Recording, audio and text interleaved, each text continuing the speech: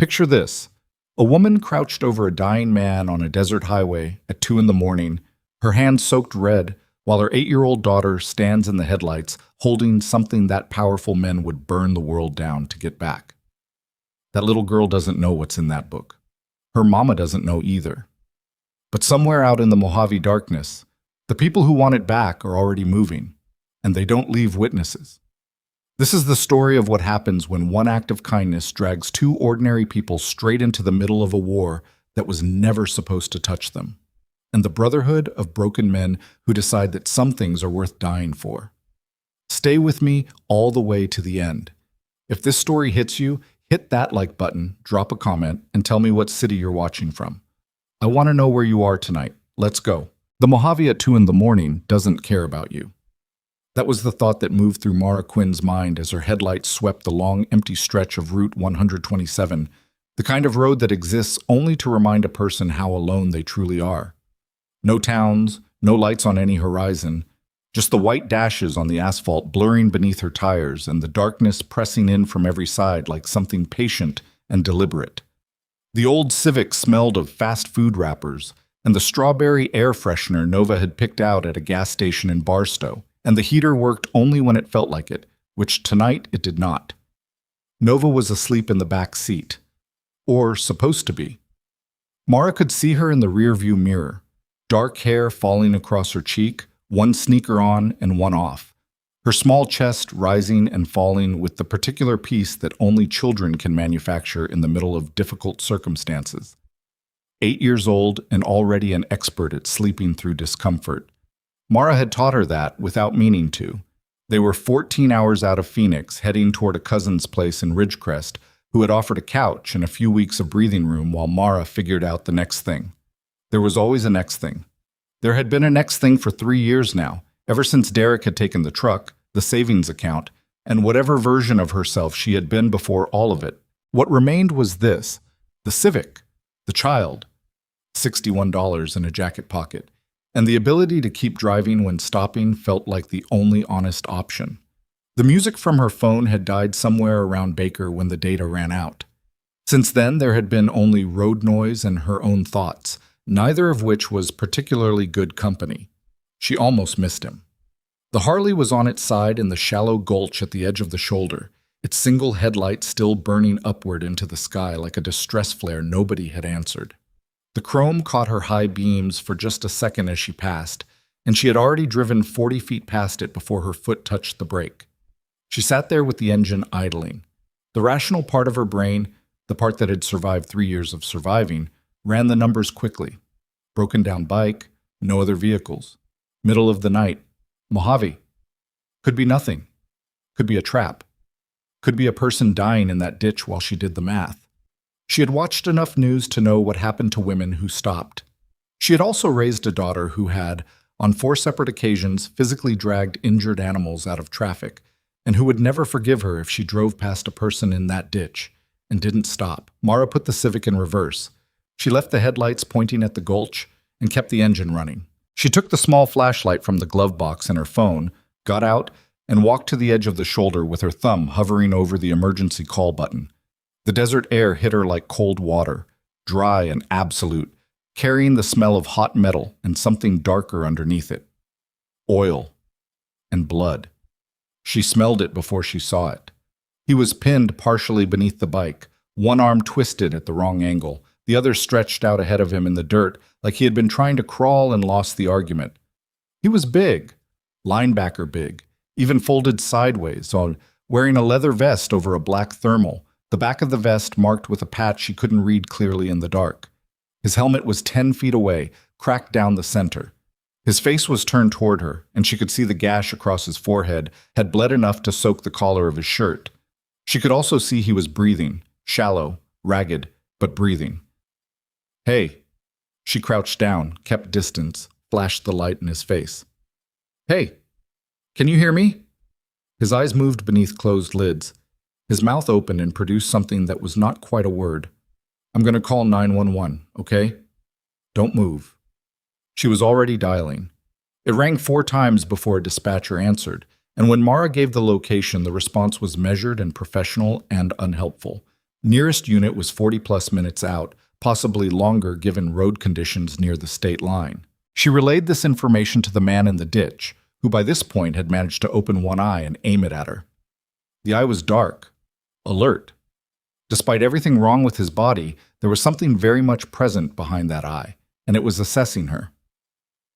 "My daughter's in the car," she told him, for no particular reason except that it felt like something he should know.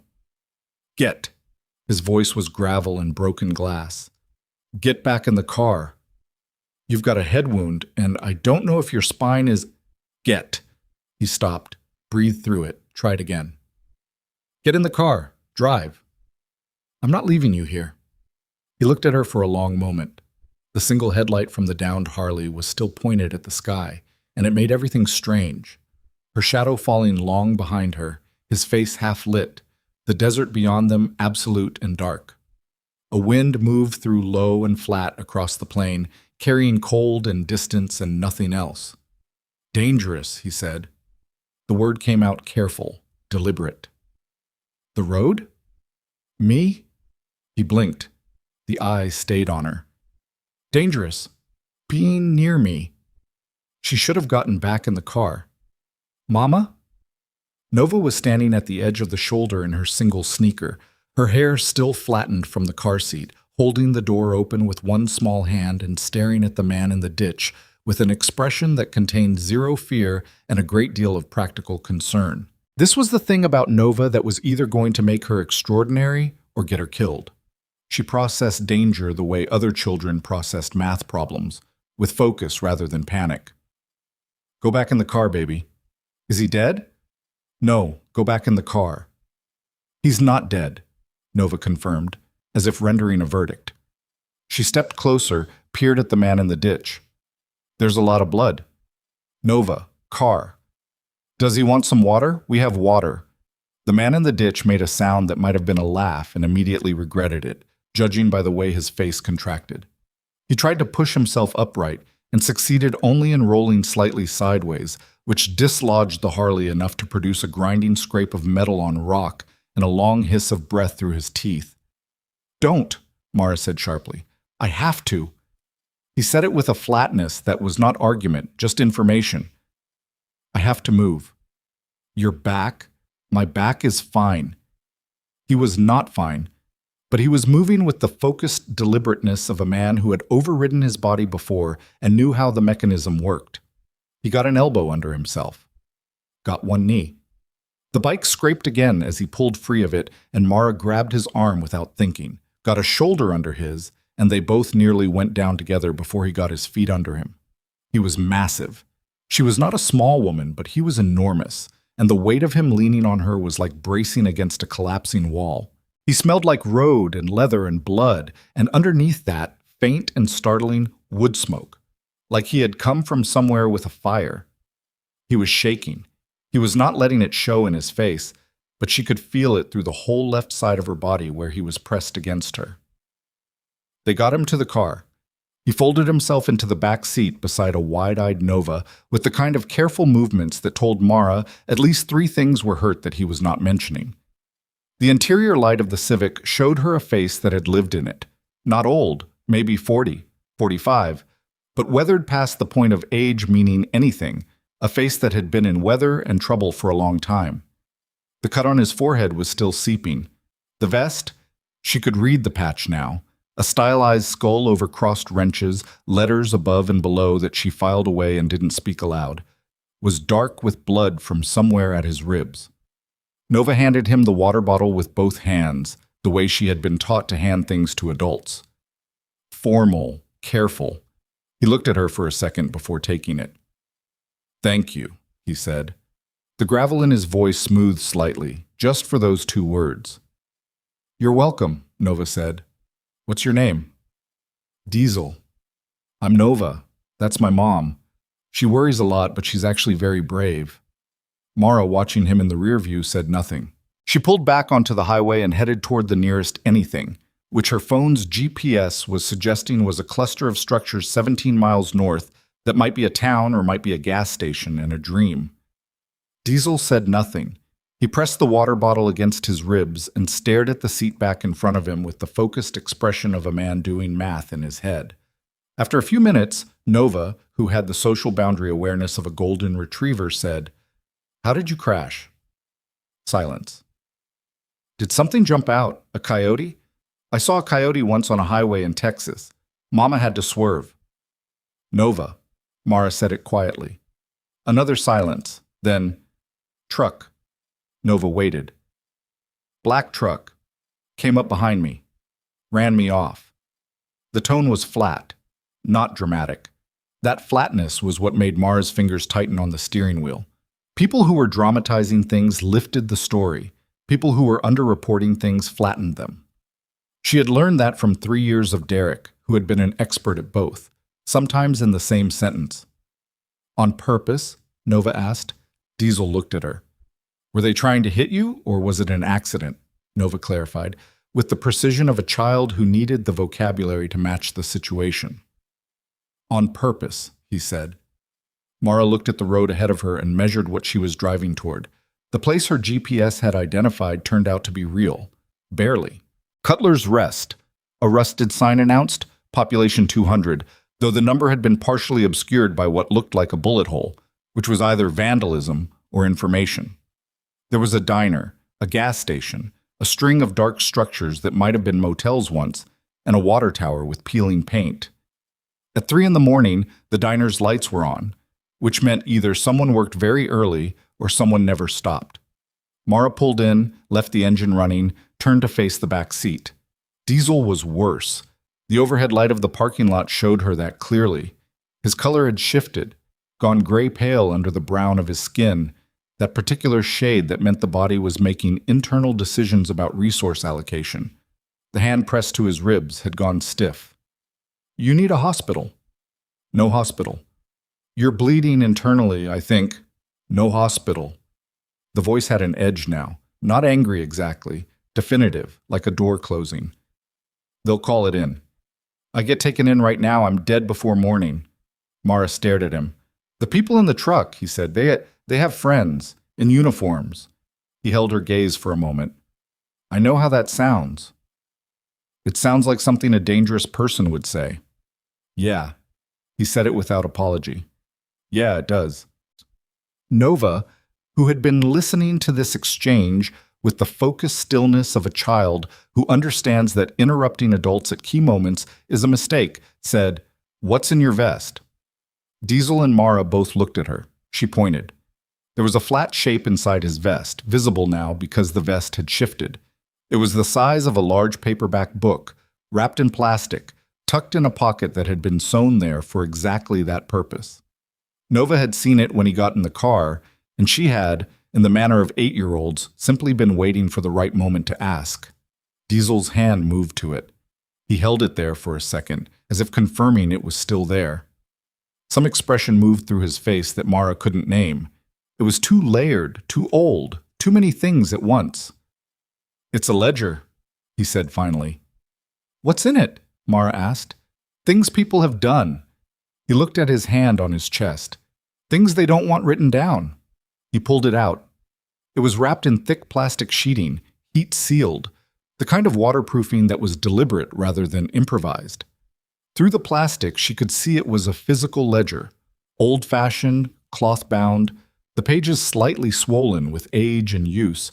It looked like nothing. It looked like something someone's grandfather kept their finances in, the kind of thing you'd pass at a yard sale. "You're going to take this," he said. He was looking at Nova, not Mara. "Nova." "Diesel?" Mara started. "I'm looking at her." His voice was calm.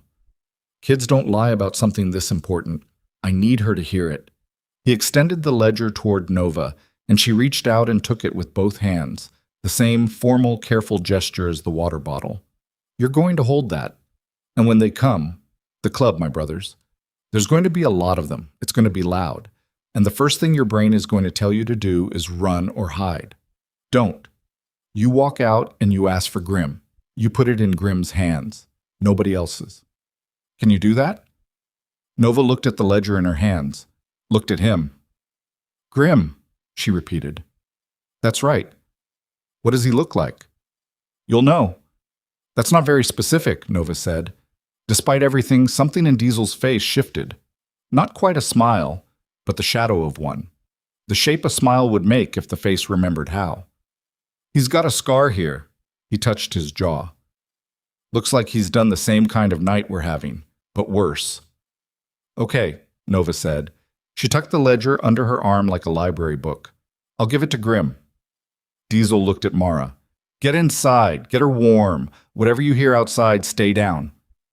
You're not telling me everything. No, he agreed. I'm not. That was the last thing he said for almost 20 minutes. Mara helped him inside. The diner's door was unlocked, and a woman in her 60s behind the counter looked at the three of them with the particular unshockable expression of someone who had run a late-night roadside diner for 30 years and had long since stopped being surprised by what the highway delivered. Her name tag said Bev. She pointed at a booth in the back without being asked. They got Diesel into the booth. He put his back to the wall, Mara noticed that, filed it, and accepted the coffee Bev put down without comment. Nova slid into the seat across from him with the ledger in her lap and watched him with the focused attention she usually reserved for nature documentaries. Bev leaned on the counter and watched them all. Ambulance? On its way, Mara said.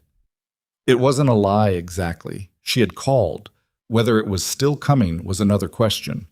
Bev looked at Diesel, at his vest, at the blood.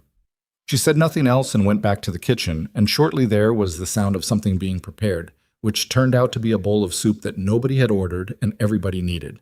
Eat, Bev said, setting it in front of Nova. You too, she told Mara. How much? On me. Bev looked at her steadily. Eat. Mara sat down and ate and felt the particular exhaustion of someone who has been managing an emergency alone and has briefly been permitted to put it down. Her hands were still faintly red.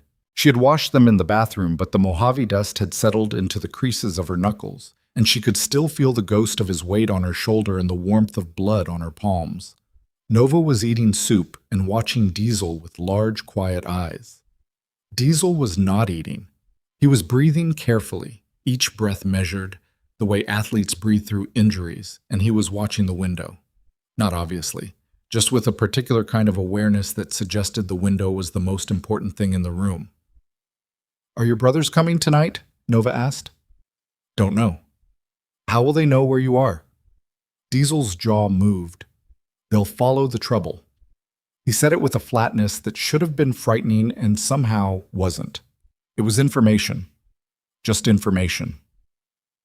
The ambulance arrived 38 minutes after Mara's call, which was better than the dispatcher had suggested and still too late. By the time it arrived, Diesel had lost enough blood from whatever was happening at his ribs that he was no longer reliably conscious. He would surface, look at Nova, look at the ledger, and then go back under. Each time he surfaced, there was a moment where his eyes found Nova first, not Mara, not the door, not the window, the child. And each time something settled in his face, some accounting that satisfied itself, and then he went back down. The paramedics were efficient and impersonal in the way of people who have seen a lot of highway. They worked on him in the booth, while Bev moved chairs, and Mara stood against the wall with her hands pressed flat at her sides, and Nova sat on the counter where Bev had put her, legs dangling, the ledger on her lap, watching everything with the steady composure of someone who had decided their job was to hold the thing and hold it well. One of the paramedics looked at the vest patch, looked at his partner. Neither of them said anything. But Mara saw it. She moved to where Nova was sitting and stood next to her. Put her hand on her daughter's knee. Nova put her hand on top of her mother's.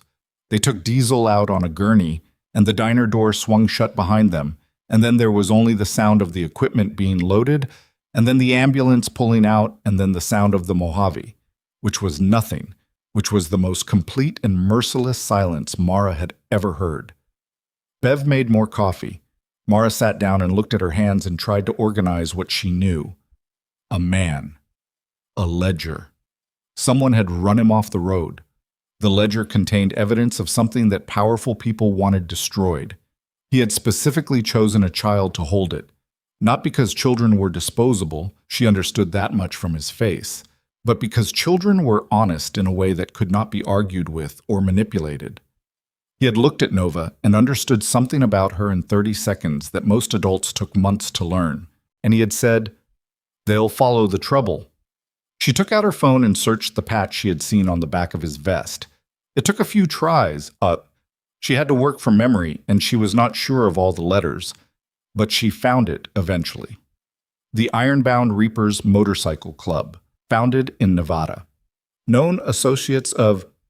She stopped reading. Known associates of... She put the phone down. "Mama," Nova said. "Yeah." "He didn't want to give it to you." Nova was looking at the ledger. "He chose me." "I noticed." "Because kids tell the truth when it matters." "Where did you get that?" "From him." Nova looked up. "He said it. When you were at the counter talking to Bev, he said it really quiet." Mara looked at her daughter.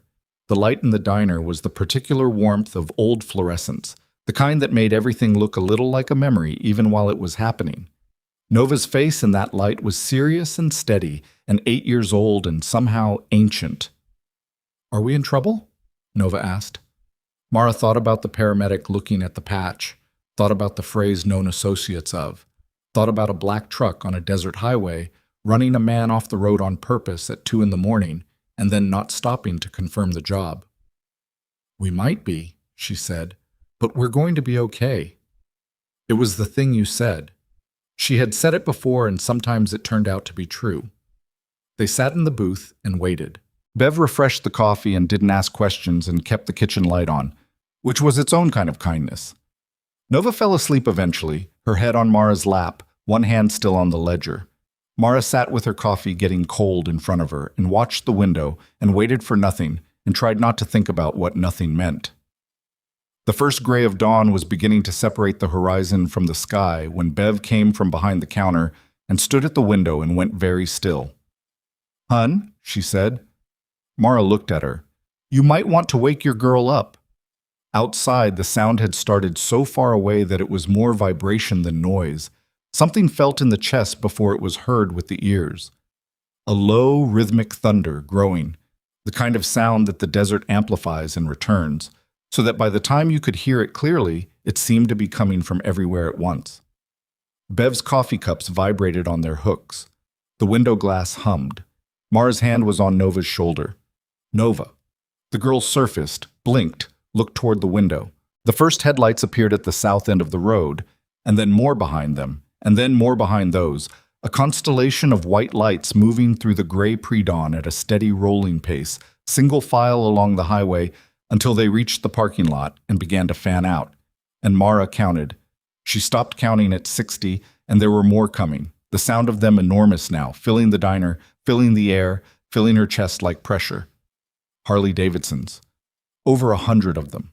They parked in organized rows in the lot and along the highway shoulder, and some were still arriving, engines dropping from a roar to a low idle to silence in sequence. And the sudden comparative quiet after all that sound was somehow more frightening than the noise had been. Leather-clad figures climbed off bikes and stood.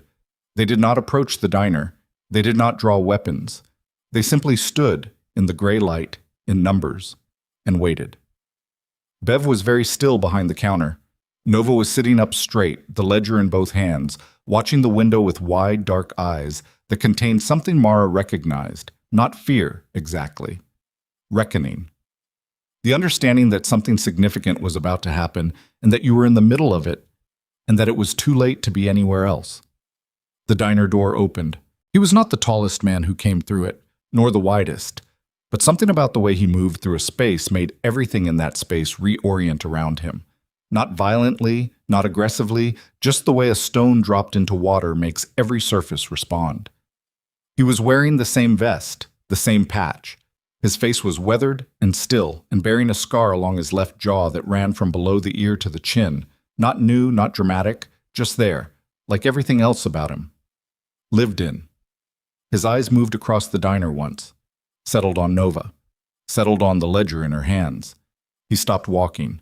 Around him, 3 or 4 other men had come in behind him, and they held positions near the door without being asked, without any visible signal. The kind of coordination that came from years, not training. The man with the scar looked at Mara. The look was brief, thorough, and contained something she had not expected. An apology, not stated, present. Then he looked back at Nova. "You're grim," Nova said. It was not a question. She said it the way she had been told to say it. Direct, certain, without the upward lilt that would have made it a request for confirmation. Just a statement of what was. The man's jaw shifted. The scar moved with it. "I am," he said. His voice was low and rough and tired in a way that had nothing to do with the hour. "He said to give this to you." Nova stood up from the booth, the ledger extended in both hands, the formal offering posture she had used twice in the last 6 hours for things that mattered. "He said only you." Grim crossed the diner floor in 4 steps.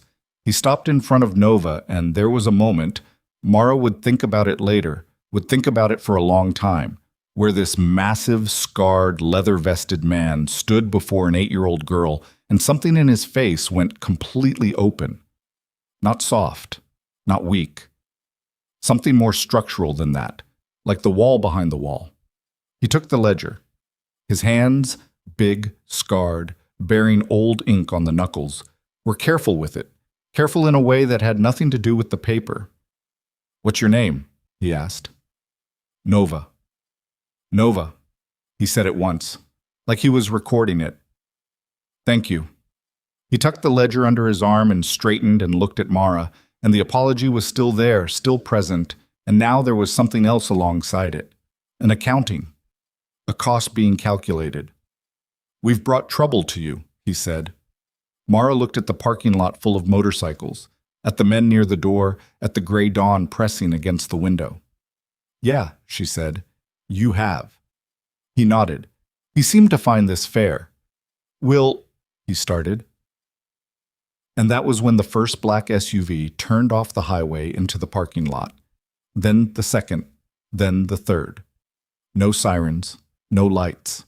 Just black vehicles moving at the deliberate, unhurried speed of people who believed they had already won, who were arriving to confirm a conclusion rather than begin a confrontation. They came in through the south entrance of the lot and positioned themselves across the exit, and the men who got out of them were wearing tactical gear and carrying weapons at the ready, and the badges on their chests caught the early light and threw it back. The bikers in the lot did not move, did not draw, did not retreat. They simply stood, engines off, in the gray morning, between the SUVs and the diner, and waited. Grim had turned to face the window. His hand was not on a weapon. His hand was at his side. The ledger was under his arm. In the diner, Bev had not moved. Nova had pressed against Mara's side. Mara had her arm around her daughter and her eyes on the parking lot, and her mind was doing the same calculation she had been running since 3 a.m. on a desert highway, running it faster now with better information, and the answer kept coming back to the same cold, clear number. The men in the black SUVs were not here for the bikers. They were here for the ledger. And the only thing standing between those men and what they wanted was 100 scarred, road-worn riders in leather who had ridden through the night to be here, and a scar-faced man named Grim who was standing with his back to Mara and Nova and had not taken a single step backward since he walked through the door. The lead SUV's door opened. A figure stepped out in the thin desert light, and Mara didn't know his name yet, but she understood in the next 10 seconds.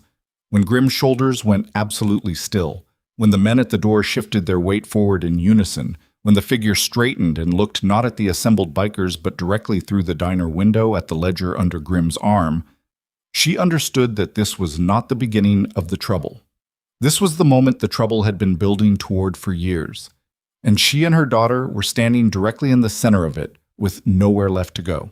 The figure standing beside the lead SUV did not move the way a man with a weapon moves. He moved the way a man with paperwork moves. Measured, administrative, the kind of deliberate calm that comes from never having personally faced consequences for anything. He was wearing tactical gear over a collared shirt, which said everything about who he was. Someone who had dressed for the part without understanding what the part actually cost. His badge caught the early light. His eyes did not leave the diner window. Grim had not turned around. He was still facing the window, the ledger under his arm, and the quality of his stillness had changed in a way that Mara could not have named precisely but understood in her body. The difference between a man who is calm and a man who is containing something enormous with practiced effort. His shoulders had not moved, his hands had not moved, but the air around him had changed the way air changes before weather. "Who is that?" Mara said. She said it quietly, not to Grimm specifically, to whoever in the room might answer. One of the men near the door, younger than the others, raw-boned face, a scar across his chin that looked like a different kind of highway story, said, without looking away from the window, "That's Harlan Voss." The name meant nothing to Mara. Should it mean something to me? The young man looked at her then. His eyes were light brown and tired in a way that had nothing to do with the hour. "It will," he said. Outside, Harlan Voss had stopped walking at the edge of the lot, equidistant between his SUVs and the first row of parked Harleys. He was speaking to someone beside him, a heavy-set man in full tactical gear who had the flat posture of someone whose job was to stand near important people and project menace. Voss was not projecting menace. He was projecting something worse: patience. The bikers in the lot had not moved, had not regrouped, had not reached for anything. They simply stood in the gray morning light between the SUVs and the diner like a wall that had been there long before anyone arrived and expected to be there long after. Mara counted approximately a dozen of the tactical men. She looked at the bikers. The math was not close. Voss's eyes moved from the diner window to Grimm's back, or to where Grimm had been standing, and then the diner door opened and Grimm stepped outside. Mara moved without thinking, got to the window. Nova was beside her in 2 seconds. Bev stayed behind the counter and said nothing, and her silence was the most eloquent thing in the room. Grimm walked to the edge of the diner's small concrete step and stopped. The gap between him and Voss was 30 feet of parking lot gravel and everything that had happened over years Mara didn't know about. The morning wind moved across the desert flat and raised a thin curtain of dust between them and let it drop. Voss said something, too far to hear through the glass. Grimm said something back, short. The kind of short that was not brevity but precision. Voss smiled. It was the wrong kind of smile, the kind that arrives before a predetermined outcome rather than in response to something genuinely amusing. He reached into his vest and produced a folded document, and even from this distance, Mara could see the government seal on the letterhead. "Warrant," the young man at the door said from behind her. He had moved to the window without her noticing. "They went and got a warrant." "For what?" "For him, for the club." He paused. "For whatever they think we have." Mara looked at the ledger, still under Grimm's arm. "How did they know where to find you?" The young man was quiet for a beat too long. "Someone told them," Nova said. Both adults looked at her. Nova was watching the parking lot with those large, steady eyes. "Someone told them where to look. Otherwise, how would they know to come here?" She looked up at the young man. "Was it someone in your club?" The young man's jaw tightened. He looked back at the window. "Get away from the glass," he said. "Both of you." He moved to the door and stepped outside, and Mara watched him cross the lot to stand behind Grimm's left shoulder, and she stood at the edge of the window and kept watching. And Bev brought her coffee she didn't ask for and set it on the table and said very quietly, "The man in the vest, the president, Grimm, he came here 2 years ago." Mara looked at her. "Sat at that same counter. Just him, no one else. Had coffee. Left a 50 for a $4 cup." Bev looked at the parking lot. "Didn't say a word, just sat and drank it like he needed somewhere quiet to be for an hour." She paused. "I didn't ask. He didn't explain. That's the contract when you run a place like this." "What do you think he needed?" Bev considered. "I think he'd just buried somebody," she said. "That's how he looked, like a man who'd just finished that particular job." Outside, the exchange between Grimm and Voss had shifted. Voss had stopped smiling. He was speaking with the controlled urgency of someone making a final offer, and Grimm was listening with the particular stillness of a man who has already decided and is waiting for the other person to run out of words. 2 of the tactical men had moved laterally along the front row of SUVs, moving toward the flanks. Mara tracked this. The bikers nearest them tracked it too. She could see heads turn, weight shifts, a subtle living geometry of 100 men updating their spatial awareness simultaneously. Grimm held up one hand. Everything stopped. Not a dramatic gesture, not a threat, just a hand raised, palm out, the kind of gesture a man uses to stop traffic at a crossing. But every person in that parking lot, tactical gear or leather, responded to it. Voss stopped speaking mid-sentence. His men held their lateral drift. The bikers held. Grimm turned and looked directly at the diner window. At Mara. She understood in that look that he was asking something. Not out loud, not in a language she could have transcribed, but asking it clearly nonetheless. He was asking whether she was going to be a problem or a partner in the next 10 minutes. He was asking it with the directness of a man who did not have time for the answer to be complicated.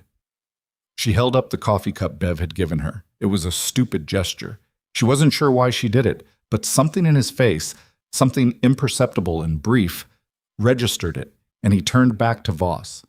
He handed the ledger to the young man at his shoulder. Mara's breath stopped. The young man, she needed to learn his name, she realized. She needed to know everyone's name in this room, took it, and walked without hurrying back toward the diner.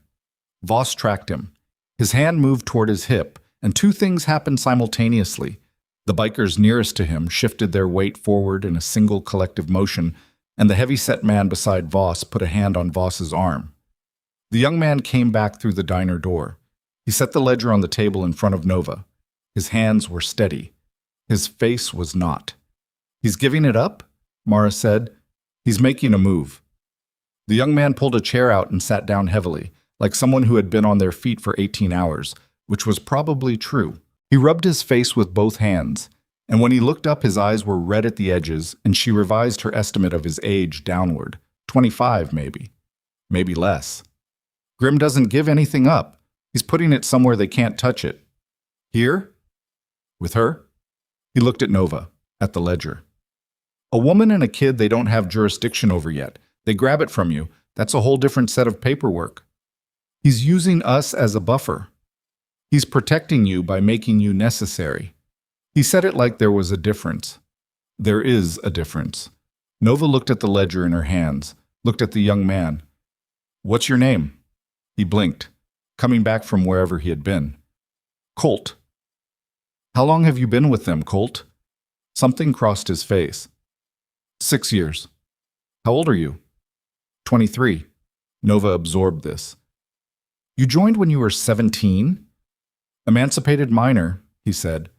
And then, as if surprised he'd said it, "Diesel found me. On a highway, actually. Different highway. Same general situation." He looked at the window. "Different outcome, I guess." Mara watched him. There was a whole architecture of things in those few sentences, and she filed them carefully. A kid found on a highway, brought in. 6 years. The way he said Diesel's name, not like a name, but like a weight, a thing carried. "He's going to be okay," Nova told him. "Diesel." "Yeah." The word came out rough. He pressed his thumbnail against the table edge. "Yeah." Outside, Grimm and Voss were still talking. Or Voss was talking and Grimm was listening, which was functionally the same thing from Voss's perspective and entirely different from Grimm's. 2 more tactical vehicles had arrived at the south entrance and parked perpendicular to the road, which was less law enforcement and more statement. The bikers had reconfigured without visible communication. A tighter formation now, the ones near the entrance shifting to cover the new angles. The choreography of people who had been in bad situations before and remembered their blocking. Bev refilled Colt's coffee without asking. He wrapped both hands around the mug and stared into it. "There's someone in your club," Mara said. She said it quietly, not accusingly, the way you state a fact you know is going to hurt. Colt's hands tightened on the mug. "Someone told Voss where to find you," she continued. "You drove here in the dark. No announced route, no, I know. Which means, I know what it means." He said it with a flatness that was identical to Diesel's flatness from the night before, and she understood now that this was not a coincidence. This was learned behavior. The way men in this particular life learn to flatten the things that would otherwise hollow them out. He looked up. "We've had a problem for about 8 months. Things getting out ahead of where they should. Voss showing up where he shouldn't know to show up." He paused. "Diesel was working on it. That's what's in the ledger. Not just the stuff about Voss and his people.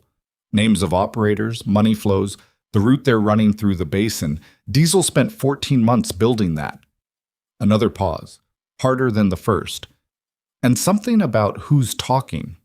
Mara looked at the ledger. He knows who it is? He knows something. He was close. Colt's jaw moved. That's why they ran him off the road. Not just to stop the ledger, to stop him getting back with what he knew. The diner door opened. 3 men came in, iron-bound reapers patches on their backs, and they moved to different corners of the room with the efficiency of people conducting a security sweep rather than making an entrance. Mara tracked them. They checked the kitchen pass-through, the back hall, the bathroom door. One of them, a man in his 50s with the kind of face that had absorbed a lot of different kinds of weather, looked at Mara and Nova with an expression that contained a thorough assessment and then moved on. The last one through the door was not one she had seen before. He was compact and dark-haired and had the kind of handsome that had been roughed up enough to be interesting, and he moved differently than the others. With a lightness, an economy, that Mara associated with people who had been trained to move that way, rather than people who had learned it through survival. He stood near the window and looked out at the parking lot, and his face was carefully neutral. Colt had gone still when this man walked in, a particular kind of still. "Church," the compact man said. Not to Colt specifically, to the room. His voice was even and unhurried. "Grim wants everyone in the back parking lot. 5 minutes." The men who had come in began moving toward the back exit. Colt stood up. His eyes had not left the compact man. "Run," he said. The compact man looked at him. "Colt, where were you last night?" A pause that was exactly long enough. "Running a secondary route." Same as Grim asked. "Diesel took 127. You were supposed to parallel him on 395. I was on 395? Until when?" The compact man, Ronne, looked at him with the patience of someone who had rehearsed this conversation and found it beneath him. "Until I got word about Diesel and rerouted. Same as everyone else." He glanced at Mara, at Nova, at the ledger. "Church," he repeated, and moved toward the back. Colt stood where he was for a moment. The mug was still in his hand. "Colt," Mara said quietly. He set the mug down, looked at Nova. "Don't let that out of your hands," he said. "Don't give it to anyone. Anyone. Until Grim comes back in here himself and asks for it. Even if someone says Grim sent them? Especially then." He went through the back exit. The diner was quiet. Bev behind the counter, Mara and Nova at the table, the ledger between them. Outside, the sound of 100 men in a parking lot, somehow present even through walls. Not loud, just there. The way weather is there, the way something with mass and intention is simply present in a space. Nova picked up the ledger and held it in her lap. "That man," she said. "Ronne. What about him?" He looked at this. She indicated the ledger. "Not at you, not at me. He looked at this first when he walked in, before he said anything." Mara looked at the back exit where Ron had gone. "Most people look at people first," Nova said. "When they walk into a room, you look at the people." She turned the ledger over in her hands. He looked at this. Mara felt the coffee go cold in her stomach. The back parking lot was not visible from the diner's front windows, and Mara had to make a decision about whether to stay where she was, in the comparative safety of the diner with Bev and the front windows and a clear line of sight to Voss's SUVs, or move toward the back to hear whatever was being said. She made the wrong decision. She made the decision of a woman who had spent 3 years being kept outside of rooms where decisions were being made about her life, and who had learned that ignorance was not protection. "Stay here," she told Nova. "Mama? Right here, ledger in your lap. Do not open the door for anyone." Bev met her eyes and gave a small nod. The old woman's face was composed and steady, and Mara understood that she had been in the radius of difficult things before and knew her role in them. The back exit led out onto a narrow service lot, 2 dumpsters, a cracked concrete pad, and then open desert beginning where the asphalt ended. The iron-bound reapers had arranged themselves in a rough circle that was not a circle. It was a horseshoe, open at one end, with Grim at the center of the curve and the open end facing the desert. Old habit, Mara guessed, or old training. Keep the egress. She stopped in the door frame. No one looked at her, or rather, several people clocked her and then returned their attention to the center of the horseshoe, which she took as permission. Grimm was speaking. His voice was low enough that she had to concentrate to follow it, and the wind off the desert occasionally took a word or two, but the shape of what he was saying was clear. Voss had presented a warrant that was broad and questionable, and that their attorney, she caught the name Brinker, had already been contacted and was 90 minutes out. They were not handing over the ledger. They were not dispersing. They were not giving Voss the confrontation he needed in order to justify the escalation he wanted. They were going to stand in this parking lot and be still and correct and incontrovertible, and Voss was going to have to make the first wrong move. Several men spoke. Questions, objections, information. Mara tracked the room as best she could. 40, 50 men in her line of sight.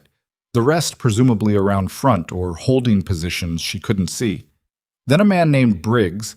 She heard him identified, heavy-set, graying beard, the look of someone who had been doing this for 25 years and had the bones to prove it, said something that landed differently than the rest. "We've got a leak problem, and we're standing in the open." Silence. "We've got a leak problem," Briggs said again, "and Grimm's out front giving a speech to a Fed while the leak is standing in this circle right now." The horseshoe reconfigured in a subtle, terrible way. The quality of attention shifted. Mara could not see faces, but she could see backs, and backs said a great deal about what faces were doing. Grimm looked at Briggs. "You got a name?" "I got a suspicion, which is more than I had yesterday." "Suspicion stays in your chest until it's a fact," Grimm said. "We've been here before. We go accusing brothers without facts. We do Voss's job for him." "We already did Voss's job for him," Briggs said. "Diesel's in a hospital bed, and Voss knew exactly which diner to park outside of, and somebody in this circle knows why." The silence this time was a different quality. Harder. The kind that accumulates weight. Ron, from the far arc of the horseshoe, said, "Briggs, think before. I've been thinking for 8 months." Briggs turned toward Rain, and the turn itself was a statement. 8 months of thinking. Watching routes get blown, watching moves get anticipated, watching Voss show up in places nobody should know to look. He stopped, and watching certain people change their routes without logging it. Rain's face was still. "Last night," Briggs said, "you were supposed to be on 395, parallel to Diesel. That's what the run sheet said. Instead, you rerouted." He looked around the circle. "Who called it in? Who said Diesel was down and triggered the reroute? It wasn't dispatch. I checked. Dispatch didn't know until after." He looked at Rain. "Who told you?" Mara in the doorway was not breathing. Rain said, "Scanner traffic. We don't run on scanner traffic for internal reroutes. That's been protocol for 3 years, you know that." "I heard it, and I made a call." "You made a call." Briggs let it sit. "And Voss made a call too. And both of you ended up at the same diner at sunrise." He looked at Grimm. "I'm not saying it's a fact. I'm saying we've got one member who can't account for his position, one dead phone record between midnight and 2 a.m., and a Fed standing outside who knew where we were going before we did." Grimm had not moved, had not looked at Rain. He was looking at Briggs with the careful expression of a man walking a narrow path over a long drop, measuring each step. "One question," Grimm said. He said it to the circle, not to Rain. "One question for right now. Diesel's package, the secondary copy, the one he was supposed to drop before he ran 127. He looked around the horseshoe. "Anybody know if that drop got made?" Silence. Longer than the other silences. "Diesel would know," Colt said. His voice was rough. "Diesel's the only one who'd know if he made the drop before they hit him." "Then we need Diesel to wake up," Briggs said. "And until then," Grimm said, "the primary copy stays where it is." His eyes moved to the diner door, to Mara. He had known she was there. He had known for several minutes, she realized, probably from the moment she stepped out, and had let her stay and hear it anyway, which was either trust or something that looked like it. "Stay in the diner," he said. Not unkindly, not an order, more like a man telling someone where the high ground is. She went back inside. Nova had not moved. The ledger was in her lap. Bev had brought her a glass of orange juice and was showing her something on a notepad. A drawing, Mara realized. Bev was drawing something for her. A horse or a dog. The kind of benign human act that keeps children anchored when the world goes sideways. Nova looked up when Mara came back in. What happened? They're sorting things out. The man, Rane. They're sorting it out, Mara said again. She sat down across from her daughter and looked at the ledger and thought about Diesel in a hospital bed somewhere in the Mojave with machines keeping count of his heartbeats and a name he hadn't given anyone except one 8-year-old girl on a desert highway before he went under. She thought about 14 months of someone's careful, dangerous work wrapped in plastic sheeting and sewn into a vest pocket. She thought about a secondary copy and a drop that may or may not have been made before a black truck came up behind a man on a dark highway and ended his night. She thought about Colt, 17 years old on a highway, Diesel finding him. She thought about the way Ronnie had looked at the ledger when he walked in. "Mama," Nova said. "Yeah." "He had mud on his boots." Mara looked at her. "Rain, when he came in." Nova's voice was careful and precise. "The others had road dust, clean dust, from riding." She looked down at the ledger. "He had mud, brown mud, not desert mud. Desert mud is tan, like the sand outside." She paused. "His mud was brown, like from somewhere with water, somewhere wet." Mara sat very still. The nearest water in any direction from Route 127 was a seasonal wash approximately 12 miles east. She had noted it on the GPS when they drove through. A dark line on the map, a cut in the land. You would only have mud on your boots if you had been off-road, off-bike, on foot, near that wash. Last night, in the dark, near where Diesel had gone over the edge. Mara reached across the table and put her hand flat on the ledger. She was still sitting like that, very still, very quiet, when Colt came back through the front door. He looked at her face and stopped walking. "What?" he said.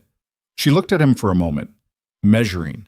This kid who had been found on a highway at 17 and had given 6 years of his life to something he believed in, who had gone rigid when Ron walked in and asked questions Rain had been too smooth in answering. She was about to trust him. She was doing it without enough information and too much urgency, which was the definition of the last 12 hours of her life, so she did it. "What kind of terrain is 12 miles east of where Diesel went down?" she said. Colt frowned. "There's a wash, seasonal. Why?" She looked at Nova. Nova looked at Colt. "Rain has mud on his boots," she said. "Brown mud." Colt went very still. Then he crossed to the table in 3 steps and crouched down so he was at Nova's eye level and looked at her with the focused intensity of a man who has learned to take small, precise things very seriously. "Are you sure?" "I notice things," Nova said. "Both boots?" "Left more than right. Above the ankle, like he stepped in it and it splashed up." She considered. "He didn't ride through it. He walked through it." Colt stood up. His face had gone to that flatness again, but this time there was something underneath the flatness, something with heat in it, something that was grief and fury running in parallel. He pulled out his phone and looked at it, and then put it back in his pocket. He couldn't call Grimm. Grimm was in front of the building managing Voss. He couldn't call Briggs. Briggs was in the back lot and might or might not be visible from Rain's position. He was doing the math, and the math kept producing a terrible answer. "You can't tell anyone, T," Mara said. "Not out loud. Not yet. I have to." If Rainey hears that someone's looking at his boots, that ledger becomes the most dangerous object in this building. She kept her voice low and steady. "The only thing keeping us safe right now is that he doesn't know what she noticed. The moment he knows, he'll come for it. He'll do whatever he needs to do to get it out of her hands before someone looks at what's inside it." Colt stood in the middle of the diner floor and looked at Nova and the ledger, and at the front window where Grimm and Voss were still in their cold standoff, and at the back exit where 40 men were waiting for orders, and at the floor and at his own hands. And he looked, in that moment, exactly as old as he was, which was 23, which was not old enough for this particular weight. Then Bev said, from the counter, in the tone of someone delivering a weather report, "The man you're talking about just came back through the rear door." No one moved. "He didn't come inside," Bev said.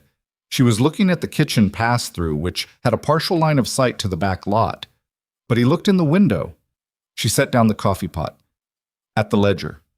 Nova pulled the ledger close to her chest and held it there with both arms. Mara stood up. Outside, at the front of the building, she heard Grimm's voice rise for the first time.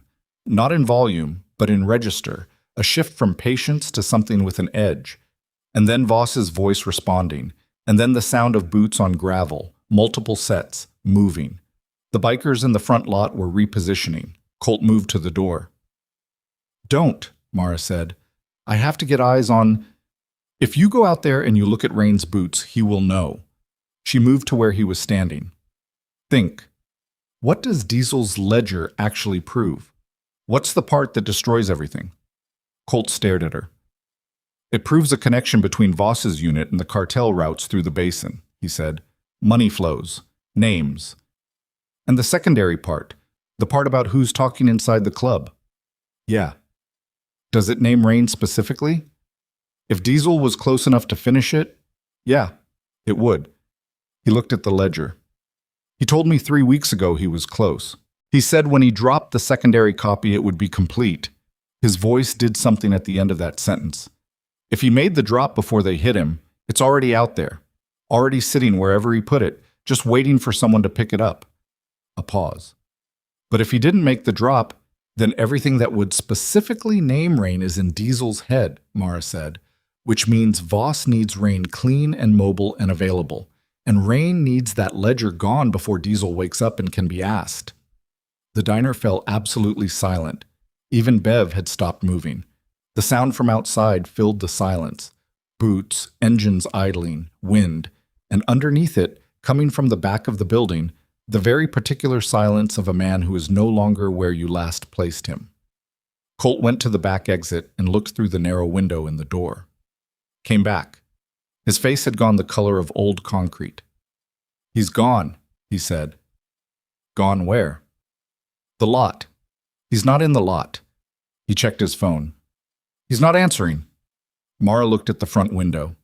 Grimm was still there, still 30 feet from Voss, still in that cold orbit of men who had not yet started a war but were close enough to smell it. She could not pull him away. She could not send Colt out there without the movement being read. She could not leave Nova in the diner alone, and she could not take her outside into the middle of whatever Voss was building toward. The back wall of the diner had one window. High up, narrow, original construction, the kind of window that showed the desert and nothing else. A shadow crossed it. Nova made no sound. She pressed back against the booth, the ledger against her chest, and looked at her mother with an expression that contained a great deal of information and no panic whatsoever. And Mara looked at her daughter and felt something settle into place in her chest, cold and clear and the wrong shape for comfort, but exactly the right shape for what came next. Colt was at the window. His hand was on the door handle. "Don't open it," Mara said. If he comes in, it's in front of witnesses." She looked at Bev. "You have a phone behind that counter." "Always," Bev said. "Call 911. Not Voss's people. 911. Ask for the state police." Mara looked at Colt. "Does Grimm know about Voss's connection to the state system?" "Some of it. Not all." "Then Voss doesn't control the state dispatch. That call gets logged. That call creates a record." She was thinking out loud and she knew it, and she kept going because the alternative was stopping, and stopping was not an option. "If something happens to us inside this diner, there's a record of when it started. And if there's a record, Rain can't make it look clean," Colt said. "Right." Bev picked up the phone. The shadow at the window moved, then held. Nova sat in the booth with her back straight and the ledger held against her chest with both arms and her dark eyes on her mother. She was 8 years old and she was not shaking. Mara had never been as frightened as she was in this moment, and she had never been as proud of anything as she was of her daughter. The back door handle moved, tested from outside, slow, deliberate. Colt stepped in front of the door, not to block it, to be seen through the window, to let whoever was outside know the door was not going to be as quiet as they hoped. A second passed. Another. The handle released. The shadow at the narrow window held for 3 more seconds, Mara counted, and then shifted and was gone. From the front of the building, the sound of Harlan Voss's voice rose again, and this time it had something new in it. Not anger, but arrival. The tone of a man who has been waiting for something to happen and has just received word that it has. Mara understood before she heard the words. The secondary drop. The location Diesel had chosen and may or may not have reached before the black truck found him on Route 127. Whatever was in it, however complete, however specific, it was either sitting in the desert waiting for someone to collect it, or it was already in the wrong hands. And the way Voss's voice sounded just now, the way a particular note had entered it, the note of a man recalibrating from contingency to certainty, told her that the answer was not the one she had been hoping for. Colt's phone buzzed. He looked at it. His face changed completely, going from concrete gray to something raw and unguarded in a single second. The face underneath the face. The 23-year-old who had been found on a highway at 17 and handed something to believe in and had believed in it completely. He turned the phone so she could see. A text. No name. A number she didn't recognize. 4 words. They have the drop. And beneath it, one more word, arriving separately, as if the sender had paused to make sure it landed. Run. The word run sat on the screen for 3 seconds before Colt's thumb moved over it. He deleted the message. Not out of panic. Out of the particular methodical reflex of someone who had learned that evidence of warning was sometimes as dangerous as the thing being warned about. He pocketed the phone and looked at Mara with eyes that had aged 10 years in the last 30 seconds, and said, very quietly, "We don't run." That message tells us they have the drop, doesn't tell us what's in it. He moved to the window, kept to the side of the frame, looked at the front lot. If the drop was complete, if Diesel finished it before they hit him, then they have his name, Rainey's name, and they know we know. He came back from the window. If it wasn't complete, they have half of something that points in a direction but doesn't land anywhere specific. He looked at her. Either way, running puts Nova in the open with that. He pointed at the ledger. Mara looked at her daughter. Nova was watching both of them with the focused stillness she used when adults were deciding things that would affect her, and she had correctly assessed that interrupting would not improve the outcome. The ledger was still against her chest. Her knuckles were white. "Who sent it?" Mara asked. "Don't know the number. Someone inside the club? Or someone adjacent?" He thought for a second. "Could be Brinker, the attorney. He monitors channels we don't." He paused. "Could be someone at the hospital." Mara went cold. "The hospital. Diesel's there. If Voss has people at the hospital, is someone with Diesel?" Colt's face answered before he did. "Colt. We sent 2 brothers. They should be..." He already had the phone out, already dialing, already turning away from her with the tight posture of someone who knows they are about to hear something wrong and is bracing for the shape of it. He held the phone to his ear, waited. 8 seconds, 10, lowered it and looked at it and raised it and tried again. The second call went to voicemail after 2 rings, which meant the phone was there and functional, and the man holding it had chosen not to answer, or the man holding it was no longer the one in possession of it. Colt turned back to Mara. She read his face and moved before he spoke. "Bev?" She crossed to the counter. "Is there another way out of this building? Not the front, not the rear service lot." Bev looked at her without blinking. "Crawl space under the kitchen leads to an old storm cellar on the north side.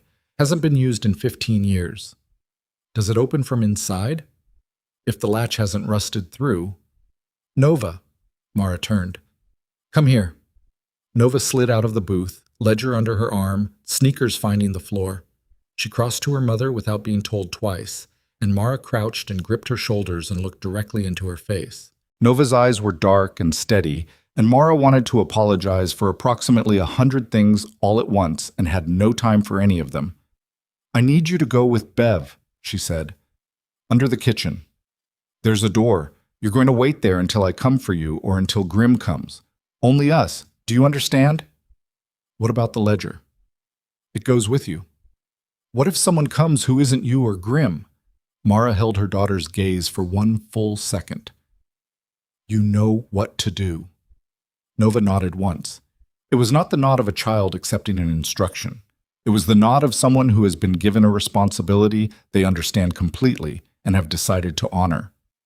Bev came around the counter already moving, no wasted motion, the efficiency of a woman who had decided in the first hour of this situation which side of it she was on and had no intention of revisiting the decision.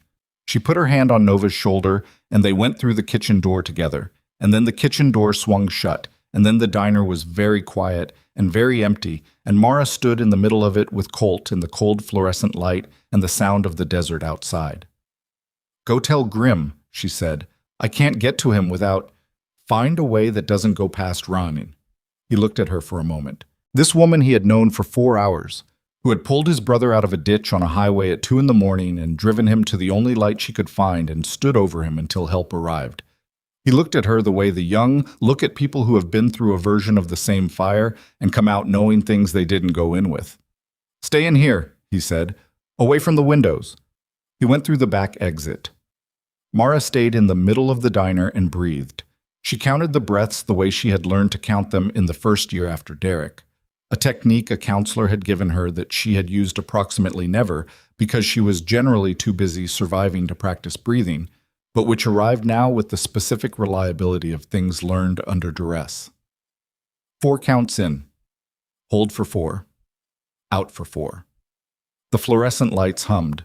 The coffee pot on the warmer had been there long enough to smell scorched. Somewhere outside, an engine turned over and settled into idle. Then the front door opened. Rain came in alone. His jacket was zipped to the throat. His boots. She looked immediately. She couldn't help it. His boots were clean. He had cleaned them. Between the back lot and now, in whatever time he had been absent, he had cleaned them, and the specific deliberateness of that act landed in her chest like a stone dropped into still water. He knew. He stopped just inside the door, looked at the empty booth, at the table with the 2 coffee cups, at the kitchen door, at Mara, standing in the center of the room with nothing in her hands and everything in her face that she was trying not to show. "Where's the kid?" he said. "Bathroom." He looked at the hallway that led to the bathroom, looked back at her. He was not a stupid man.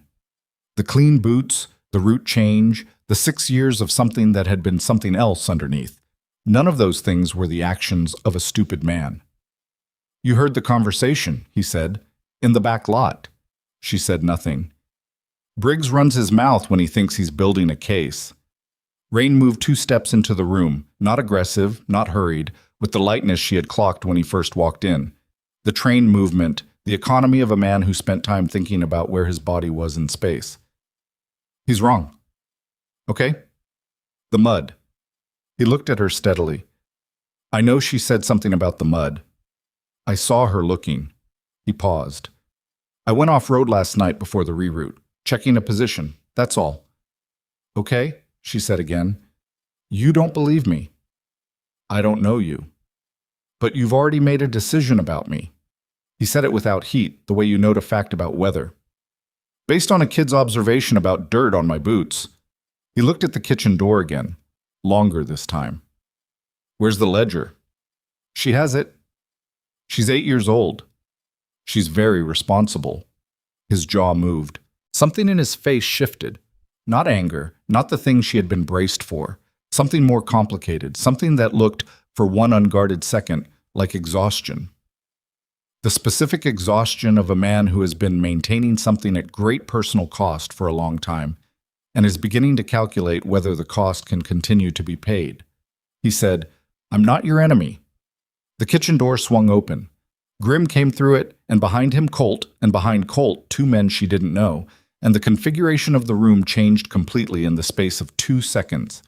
Weight redistributed, sight lines established, the unspoken cartography of men who had been in dangerous rooms together before and knew without discussion where to stand. Grim looked at Ron. Ron looked at Grim. The silence between them was not empty. It was dense with years, with roads ridden and decisions made and the long, grinding accumulation of what it means to trust someone with your life repeatedly and to have that trust either honored or spent without permission.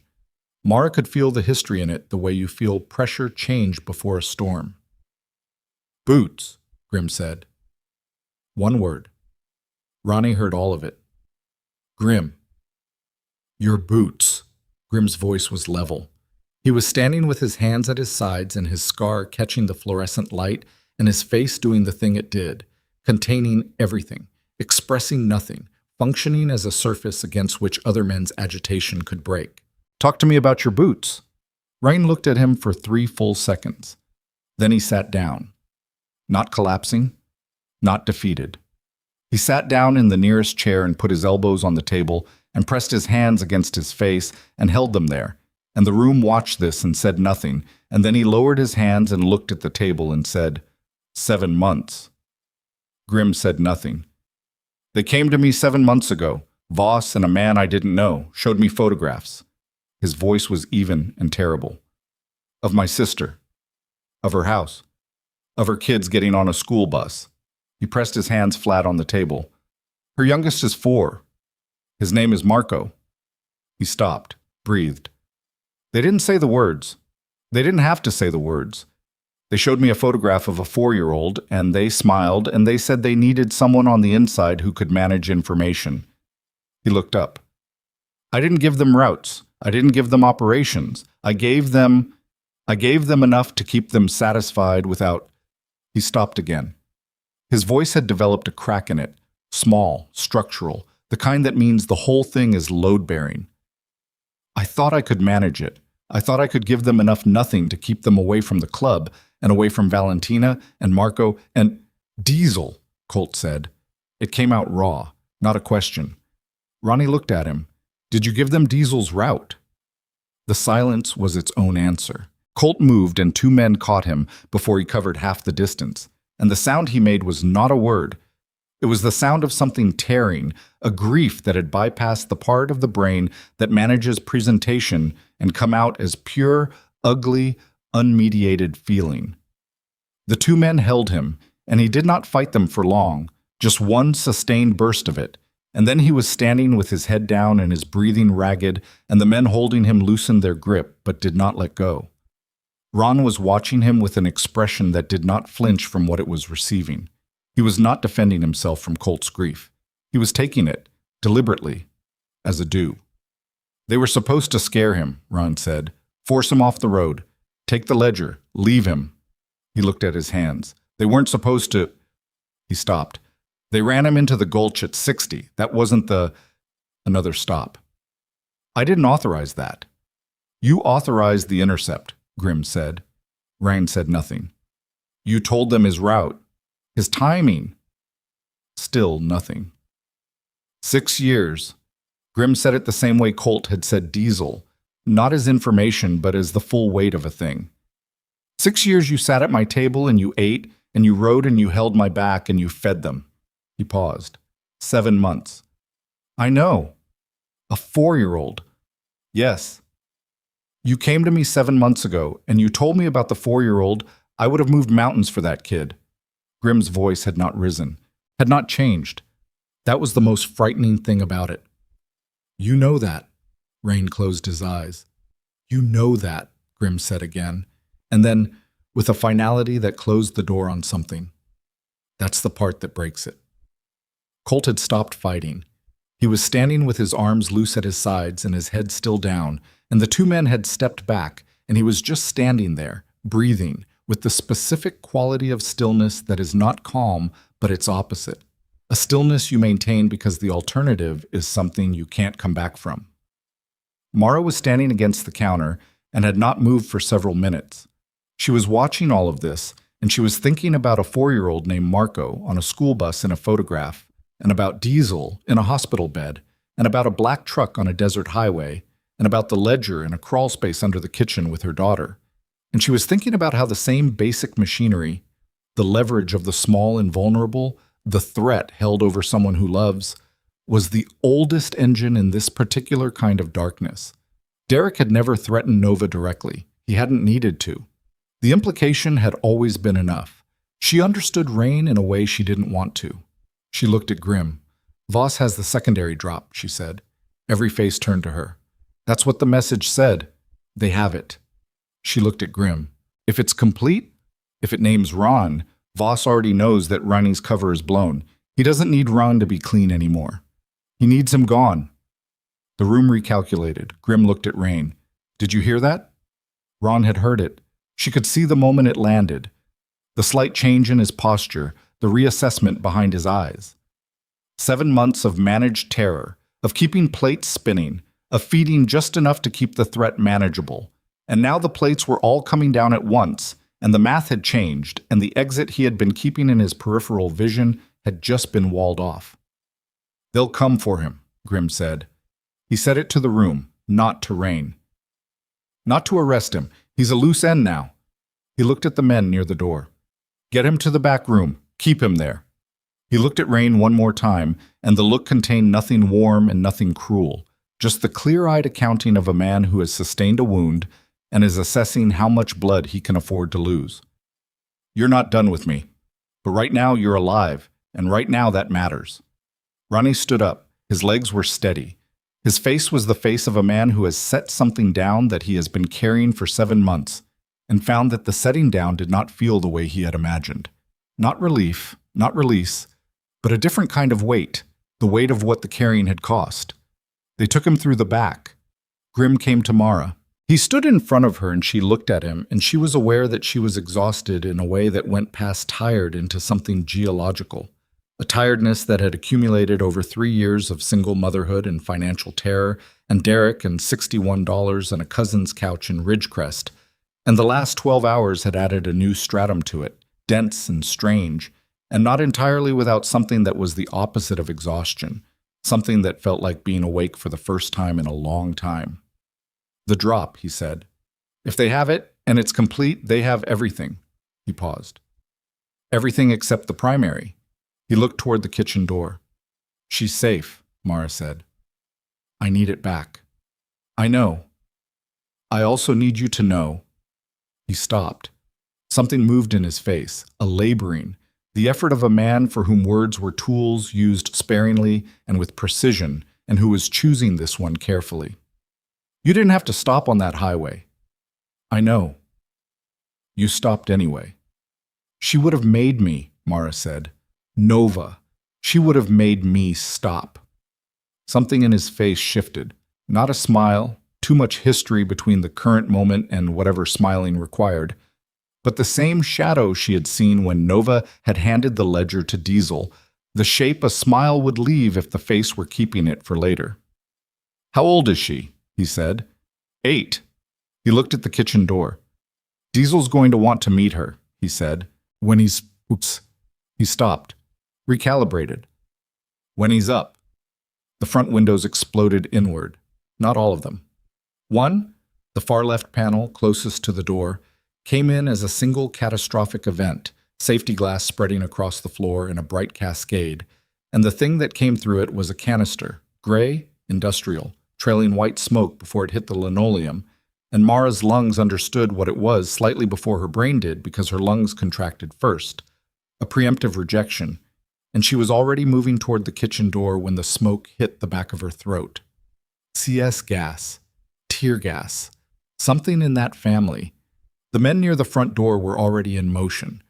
Not retreat, exactly, reorganization, the reflexes of people who had been gassed before and knew the first 30 seconds were the critical ones. Grim had her arm. She hadn't felt him take it. He was moving her toward the kitchen, and the air was going wrong, thickening with the chemical bite of it, and her eyes were streaming, and she could hear outside the sound of boots on gravel. Multiple boots, close, coordinated. Through the kitchen door. Grim released her arm, and she found the wall and found the crawl space door by feel. Her eyes were useless, streaming, the world reduced to shape and sound, and she got it open and said, Nova, Nova, it's me. Come out. Silence for one terrible second. Then, Mama.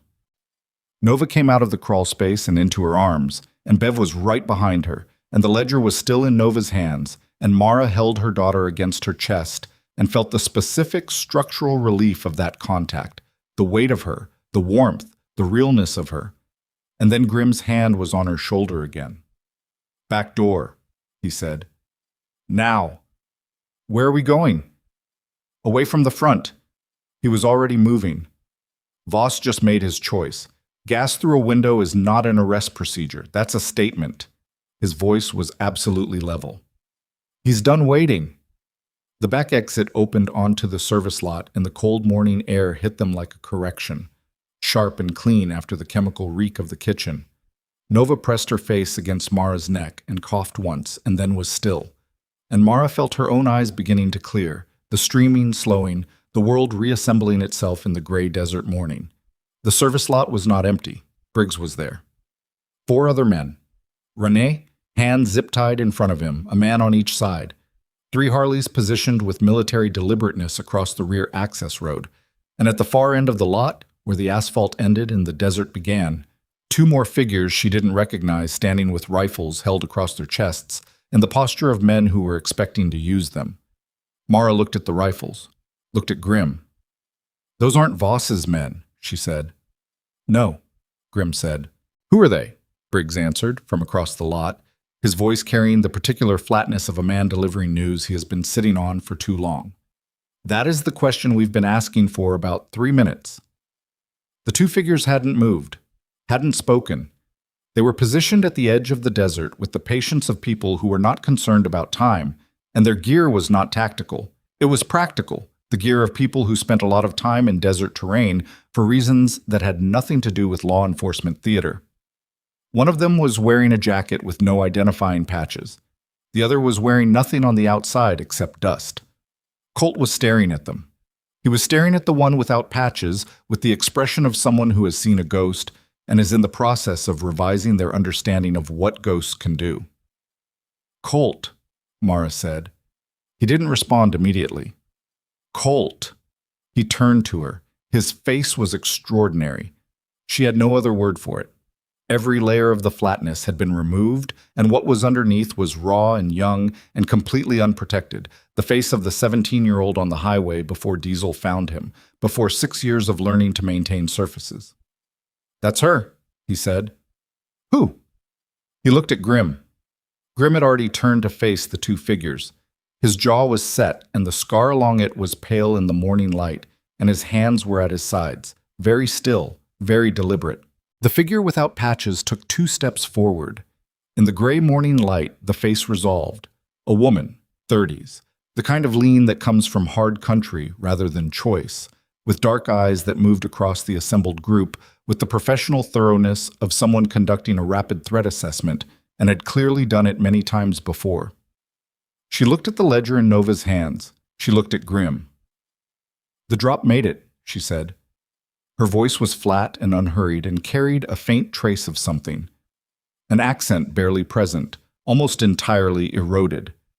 "Diesel gave me the secondary before they hit him, 45 minutes before.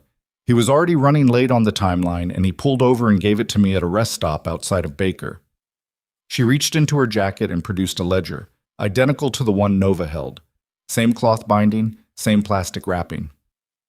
"I've had it since midnight." The parking lot was completely silent. Grimm looked at the ledger in her hand, looked at the one in Nova's, looked at the woman.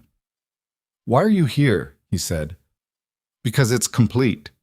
She said it without drama. "It names names, it traces routes, it documents 22 months of coordinated law enforcement corruption across 4 counties, and it names the federal operator running oversight." She paused. "And it names the contact inside the club." She looked at Ron, back at Grimm. "I needed to make sure that person was already contained before I walked into this lot." Grimm said, "Who are you?"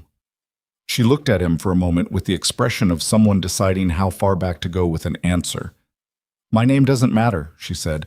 "What matters is that Diesel has been working with a contact inside Voss's operation for 14 months. Someone inside Voss's unit who wanted out and needed documentation to leverage that exit." She looked at the ledger in her hand. "I'm that contact." The Mojave wind moved through the lot and raised a curtain of dust and dropped it. From the front of the building, the sound of boots on gravel had grown louder. More of them, organized. Voss was not waiting anymore. Whatever the gas canister had been intended to accomplish, it had started a clock. Mara looked at Grimm. Grimm looked at the woman with 2 ledgers worth of 14 months of dangerous work standing at the edge of his desert. "How many copies?" he said. "Enough," she said. "That's not a number." "It's the right answer." She held his gaze. You want specifics so you can calculate whether you still have leverage. I'm telling you the leverage is already out. It's already distributed. There are people who have it right now who are waiting to hear from me by 9 a.m. And if they don't hear from me by 9 a.m., it goes to every outlet and investigator on the list simultaneously. She looked at the sky, at the angle of the light. It's currently 6:47. Grimm turned and looked at Voss's men moving along the building's south wall. He looked at Ron.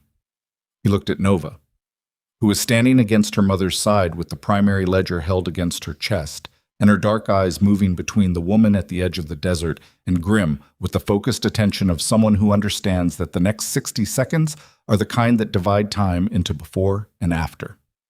He looked at Mara last. Mara was looking at him. She was thinking about $61 in a jacket pocket and a cousin's couch in Ridgecrest, and a child who handed things to strangers with both hands because someone had taught her that things worth giving were worth giving carefully. She was thinking about a man in a ditch who had looked at an 8-year-old girl and understood something about her in 30 seconds. She was thinking about the word run on a phone screen and the decision Colt had made not to, and the decision she had made standing in the middle of a diner to trust a 23-year-old with her daughter's location, and all the small, irreversible choices that had brought them to this service lot at 6:47 in the morning with Harlan Voss's men coming around the corner of the building and a woman from inside Voss's own operation standing at the edge of the desert with 14 months of someone's life in her hands. Grimm said, very quietly, to no one specific and everyone present, "No more waiting." And the tactical team came around the corner, and the Harleys in the front lot answered with a sound like the earth deciding to say something, and Harlan Voss's voice cut through all of it, sharp, final, the voice of a man who has decided that patience has served its purpose, and what comes next will be decided by whoever is willing to. Voss came around the corner of the building with 8 men and the specific confidence of someone who had already written the after-action report in his head. He stopped when he saw the lot. Not because of the bikers. He had accounted for the bikers. He stopped because of the woman at the edge of the desert, and the 2 ledgers, and the way Grimm was standing with his hands at his sides in the posture of a man who has already made his decision and is waiting for the other person to catch up. "Commander Voss," the woman said. Voss looked at her. Something moved through his face. Recognition, recalculation, the specific quality of a man watching a variable he thought he had controlled reveal itself as something else entirely. "Sever," he said. One word. Her name, or her designation, or both. "The drop made it," she said. "Both copies. Distributed as of 40 minutes ago." She held up the secondary ledger. "This one's yours. A gift." She threw it to him. He caught it by reflex, looked at it, looked at her. The 8 men behind him had their weapons at low ready, and none of them had moved because their commander had not moved, and the 100 ironbound reapers who had come around both corners of the building simultaneously were in argument against movement that did not require elaboration. Mara pressed Nova against the diner wall behind her, one arm across her daughter's chest, and watched. Grimm walked forward. He walked into the open center of the lot, gravel and broken asphalt and the thin desert light coming flat off the horizon. And he stopped equidistant between his men and Voss's, and he was carrying nothing except the years and the scar and the particular authority of a man who has spent a long time being the last thing standing between something bad and something worse. "It's done," he said. Voss stared at him. "Read the cover page," Grimm said. Sever had it prepared. Voss opened the ledger. His eyes moved across the first page and something left his face. Not fear, not yet, but the confidence, the administrative certainty, the sense of a man who controlled the paperwork and therefore controlled the outcome. It left the way heat leaves a room when a window opens. Slowly, then completely. "Federal investigators have the primary," Grimm said. 2 journalists have duplicates. Everything in that book, the roots, the money, the names, your name, the operation you've been running through this basin for 4 years, it's already out. It went out at 6:30. He looked at Voss steadily. "You're not here to take the ledger anymore. You're here because you haven't figured that out yet." Voss closed the ledger. His jaw moved. The heavy-set man beside him shifted his weight, and one of the reapers at the perimeter made a sound. Low, brief, a correction, and the heavy-set man went still. "You have nothing," Voss said. His voice had shed the patience. What was underneath was smaller and uglier. "You're a criminal organization. Your testimony is worthless. Your documentation came from inside your unit," Seaver said. She had moved to Grimm's left without hurrying, and she stood there now with her hands visible and her voice absolutely level. 14 months of internal documentation from a federal employee. Chain of custody intact. She paused. "That's not the Reaper's word against yours. That's your own operation's paperwork." Voss looked at her with an expression that was past anger and into something colder. "You're done," he said. "You keep saying that," she said. He raised his hand. Everything happened in the space of 3 seconds, and Mara felt all of it in her body before she could process it visually. The sound of boots on gravel, the collective forward shift of 100 men in leather, Nova's sharp intake of breath, the physical pressure of the moment compressing. Grimm did not move. He stood in the center of the lot with Voss's hand raised and 100 weapons in the peripheral geometry of the space, and he did not move a single muscle. And the quality of his stillness was so absolute and so deliberate that it functioned as its own kind of force. A mass. A gravity. Something that the situation had to account for before it could proceed. Voss's hand stayed up. His men looked at him. The Reapers held. 10 seconds. 15. The desert wind moved across the lot, and the only sound was engines idling and the distant pure silence of open country, and somewhere inside the diner a coffee cup settling on a shelf. Voss lowered his hand. "This isn't over," he said. "It's over," Grimm said. Same voice, same register, like a man confirming a weather report. Colt was at Mara's shoulder and she could feel him shaking. Not with fear, with the specific contained trembling of someone who has been holding a massive force in check for a long time and is only now beginning to understand that they can stop holding. His hand found the wall beside her and pressed flat against it. Voss turned and walked back toward his SUVs. His men followed. The tactical vehicles reversed out of the lot entrance in sequence, and the sound of them diminished across the desert highway, and then they were gone, and the silence that replaced them was enormous and clean, and the Mojave morning filled it with light. No one spoke for a moment. Then Briggs, from somewhere behind her, said, "That's it?" "That's not it," Grimm said. He turned back to the lot. "That's the first part being finished?" He looked at Seaver. 9 a.m. 9 a.m., she confirmed. "It's already running." He nodded, looked at his men. Something passed between him and the assembled Reapers. Not a word, not a gesture, just the particular quality of a shared breath, the exhale of 100 people who had been ready to pay a price and were now processing the fact that the price had not been collected. Relief was the wrong word for it. Relief was too light. This was something structural. The sensation of weight redistributed after a long bearing. Colt let out a breath that had been held since approximately 6 in the morning. Then his phone buzzed. He looked at it. Mara watched his face. What happened to his face was not the exhausted relief of the last 10 minutes. It was something else. Something that broke through every layer of flatness and training and 6 years of learning to maintain surfaces. Something that came from the place underneath all of that, where the 17-year-old on the highway still lived. He held the phone out to Grimm. Grimm read it. He looked up at Mara. Something in his eyes had changed. The scar was still there, the stillness was still there, but underneath it something had opened, some door in the architecture of his face that did not usually have a door. "It's from the hospital," he said. Mara's chest tightened. "Diesel's awake," Grimm said. The morning went very quiet. Colt made a sound that was not a word, and turned away and walked 3 steps into the empty desert edge of the lot, and stood there with his back to everyone and his head down, and his shoulders doing what shoulders do when someone is trying to keep something large and private from becoming public, and failing, and deciding that was acceptable. Nova slipped out from under Mara's arm. She walked to Colt, and she did not say anything. She stood beside him, and after a moment she put her small hand against his arm. Not grabbing, not patting, just placing it there, the way you place a hand on a wall to confirm it's still standing. And Colt looked down at her, and the thing on his face was completely undefended and completely human, and Mara had to look away. She looked at Grim. He was reading the message again. Something in the second reading shifted in his expression. The door that had opened now showed something behind it, something old and specific. "What else does it say?" Mara said. He looked at her.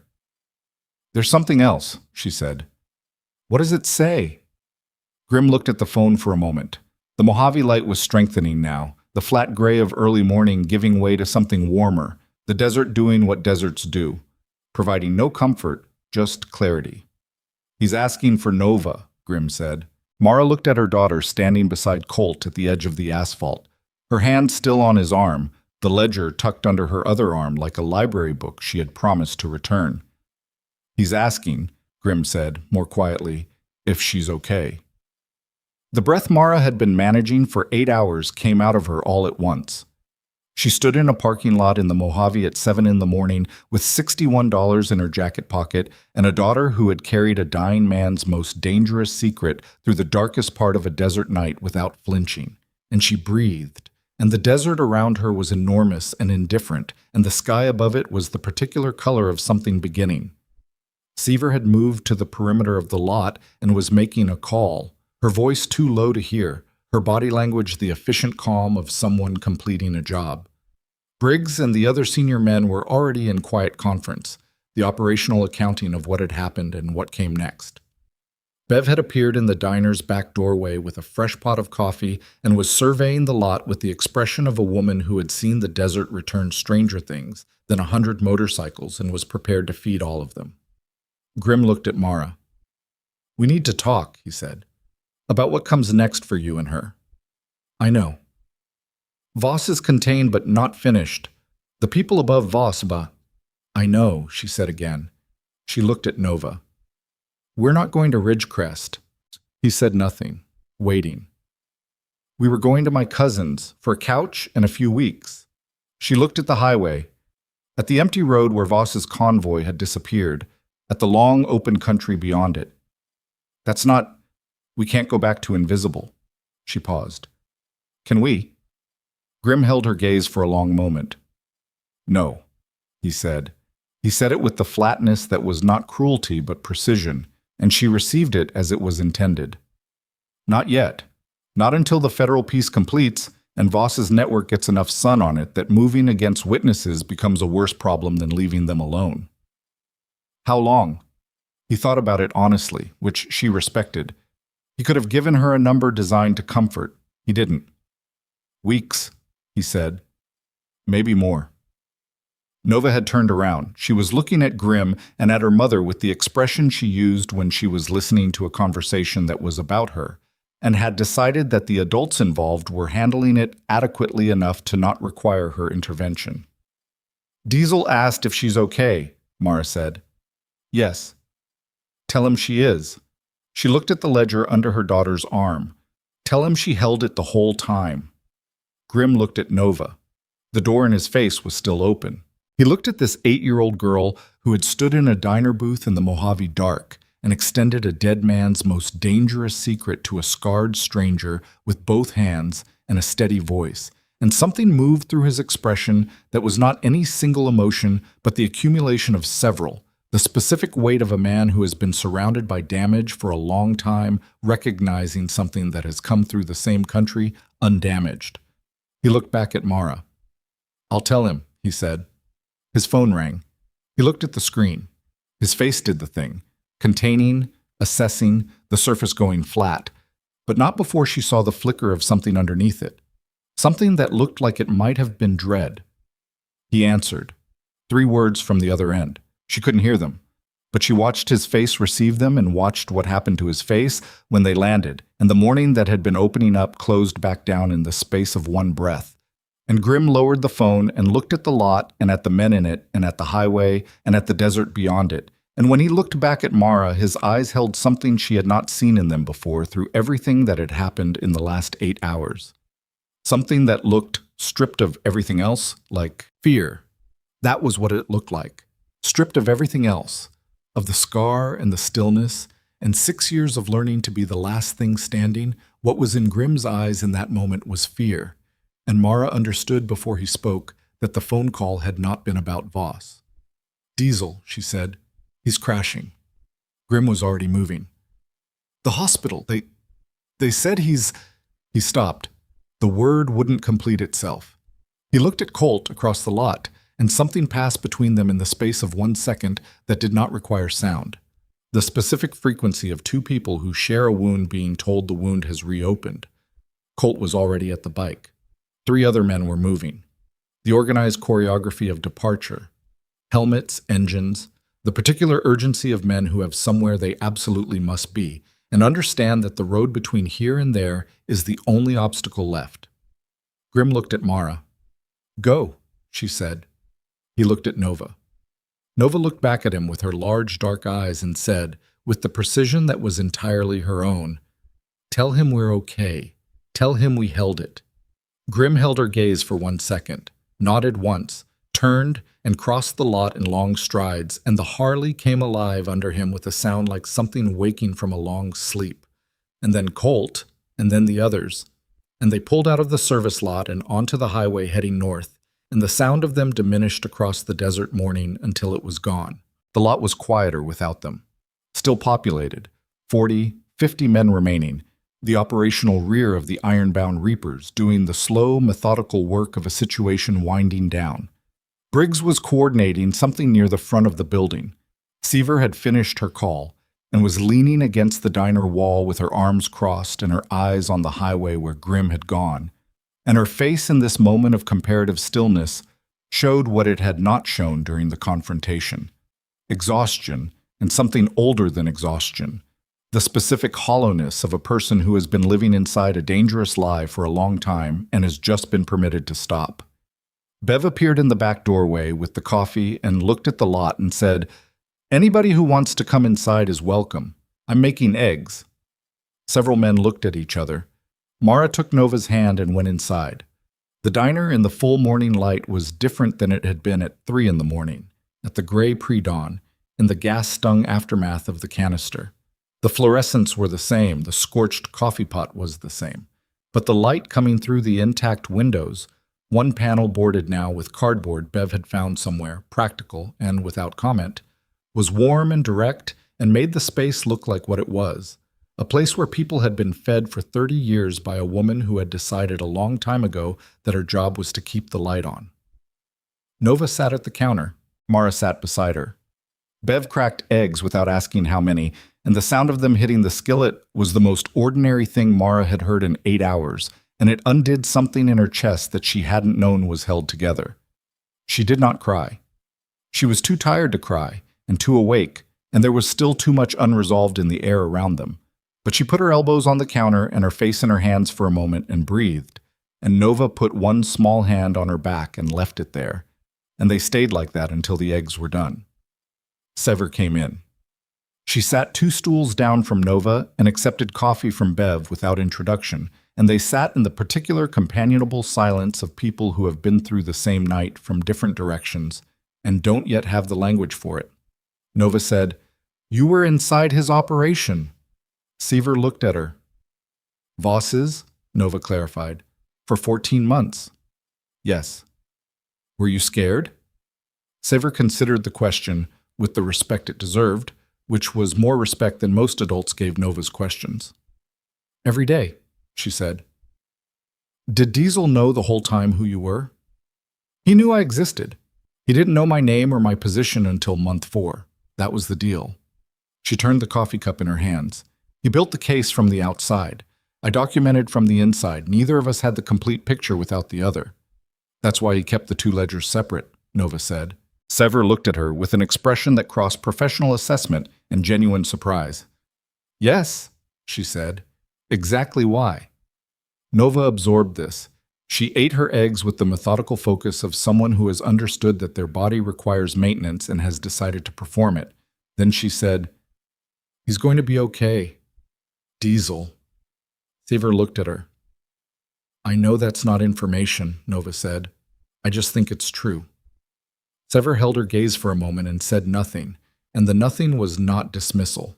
It was the silence of someone receiving something they didn't know they needed. Outside, the ironbound reapers were conducting the slow business of departure.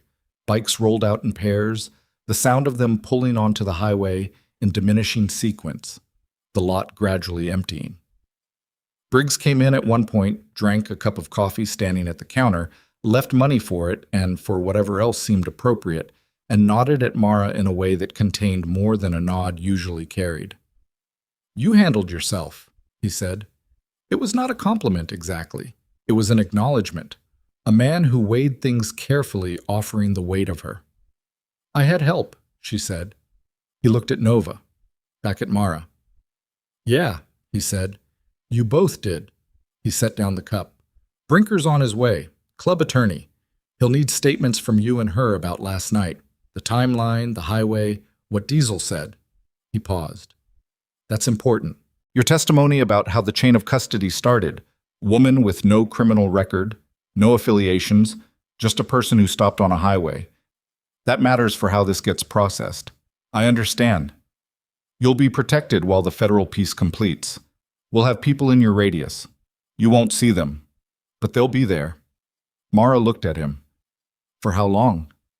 "Until it's done." He said it with the same flatness Grimm used for things that were not negotiable, but were also not cruel, just the shape of the reality. "Voss is going to be in a room answering questions by noon. The people above him will take longer." He looked at the highway. "But the ledger's out, both copies. It changes the math on coming after you." He paused. "Going after witnesses when the documentation's already distributed is a statement, not a strategy. Smart people don't make statements right now. And if they're not smart people, then we'll be there," he said, and left. Mara sat with that for a while. The morning passed in the way of mornings after things. Slowly, in layers, each hour a little more distance from the acute and a little more space for the body to remember it had needs. Bev fed everyone who came through the door. Nova fell asleep at the counter eventually, her head on her folded arms, the ledger finally set down on the stool beside her, and Bev brought a folded tablecloth and put it over her shoulders without waking her. And Mara looked at this old woman performing this ordinary act of care for her sleeping daughter, and felt the accumulated weight of 3 years settle differently, redistribute into something she could bear. Sever left around 9:30. She didn't announce it. She finished her coffee, stood, and paused near the door. "The secondary ledger," she said to Mara. "The one I had. It goes to the federal investigators along with my testimony. Full picture." She paused. "Your name is in the chain of custody documentation, as the first person to secure the primary. It's a matter of public record once the case files." "Okay," Mara said. "I want you to know something." Sever looked at the sleeping Nova, at the ledger on the stool. "Diesel argued for you. 14 months of building this, and when it came to the last piece, who held the primary until contact could be established? He chose an 8-year-old girl he'd never met." She looked at Mara. "He said he could tell in 30 seconds. He said there are people who hold things and people who drop them, and she was a person who holds things." A pause. "He wasn't wrong." She left.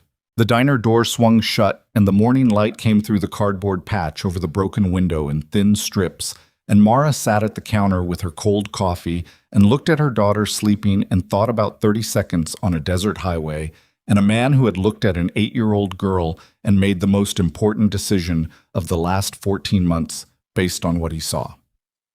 Grimm came back at 11:17.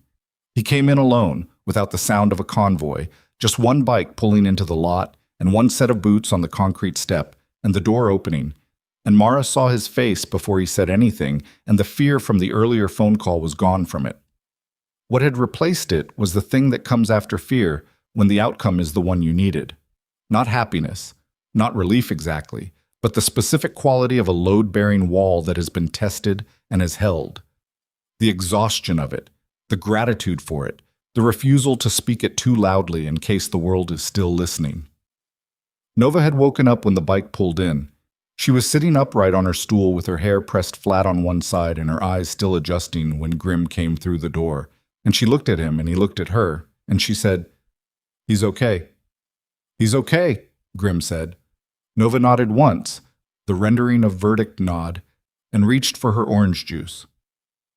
Grim sat down at the counter. Bev put coffee in front of him before he settled fully onto the stool. The gesture of a woman who had been watching people walk through her door for 30 years and could read the requirement from the quality of the entrance. He wrapped both hands around it and looked at the surface of it for a moment. He was bleeding internally, he said. Secondary injury from the crash they didn't catch the first time. They caught it this morning. He paused. It was close. But he's stable, Mara said. He's stable. He said it with weight on both words, the way you say something you have just confirmed is true and need to hear in your own voice.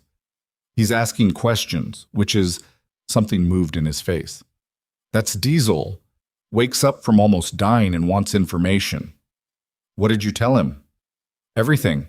He looked at Nova. Starting with her. Nova was watching him over her orange juice glass with the steady attention she gave to things that mattered. He wants to meet you, Grim told her. When he's up. Properly. He paused. He said to tell you he knew when he handed it to you. He said he knew you were the right person. Nova set down the glass. She considered this with the seriousness it deserved. Then, tell him I knew too, she said. That he was the right person to find. Grim looked at her for a moment with the open door in his face, the expression that was not any one thing but the accumulation of several. Then he looked at his coffee. The federal contact's confirmed receipt booked at 9:04, he said to Mara. Sever's testimony is being processed. Voss was brought in for questioning at 11. He turned the mug. It's moving the way it needs to move. Briggs said weeks, Mara said. Yeah. Before it's safe enough for us to... Yeah. He looked at her directly. Where were you going, originally, before the highway? She told him about the cousin in Ridgecrest, the couch, the $61. She told him without self-consciousness or the defensive editing she usually applied to the facts of the last 3 years, the trimming, the minimizing, the careful presentation of circumstances to avoid the look of pity or judgment. She just said it, flatly, the way Diesel had told Nova about the truck on the highway being on purpose. Just information.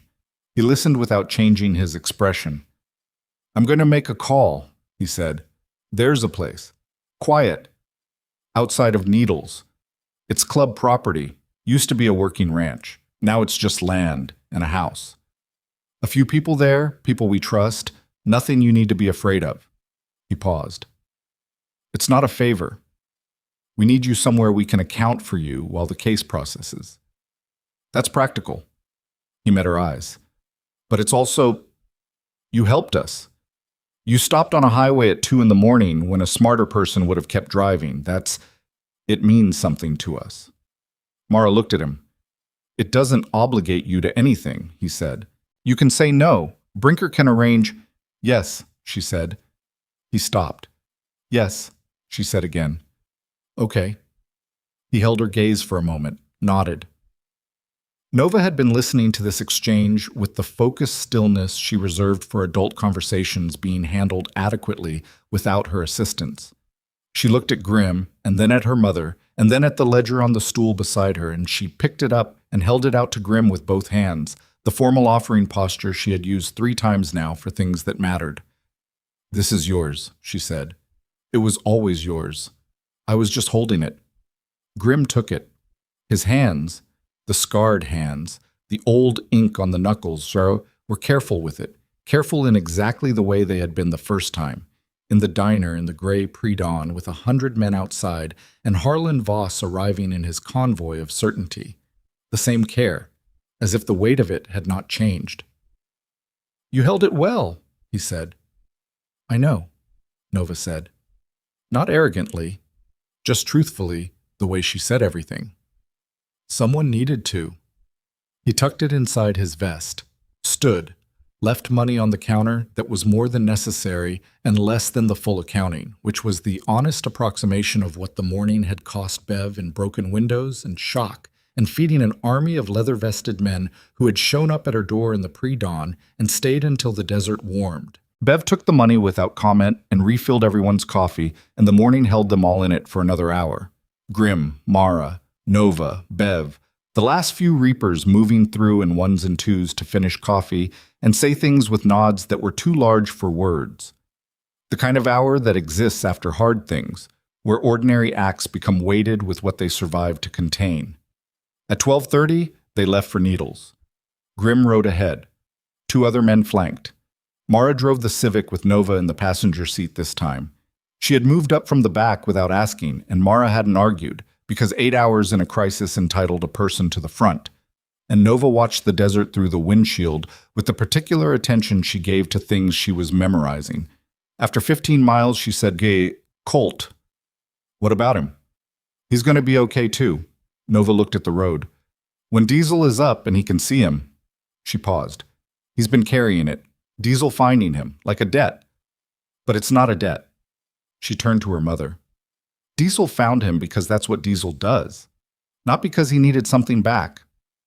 Mara looked at the road, at the desert running out in every direction, flat and enormous and indifferent, and she had been wrong about this part. She was revising it now in real time, not merciless, just honest. The desert did not care, but it also did not lie. It showed you exactly what was there and exactly what was not, and there was a kind of mercy in that if you could receive it. "I know," she said. They drove. The ranch outside Needles was exactly what Grim had said. Land and a house and a quiet that had nothing hostile in it. 2 people came out when they arrived, a man and a woman who introduced themselves without making a production of it and showed them where things were with the practical efficiency of people who had housed people in need before and understood that the most useful thing they could offer was normalcy. There was a room, a window with a view of the desert, a kitchen where someone had already put coffee on. Nova stood in the middle of the room and looked out the window at the open country and said, "This is okay." "Yeah," Mara said. "It's quiet." Nova turned around. "We haven't had quiet in a long time." Mara looked at her daughter, at this child who had ridden through a Mojave night carrying a dead man's most dangerous secret, and handed it to a scarred stranger and stood in the path of things that would have undone most adults, and had come through all of it with her sneakers and her steadiness, and her way of looking at the world that processed danger as a math problem and kindness as a reliable variable. "No," she said. "We haven't." She crossed the room and held her daughter, and Nova held her back.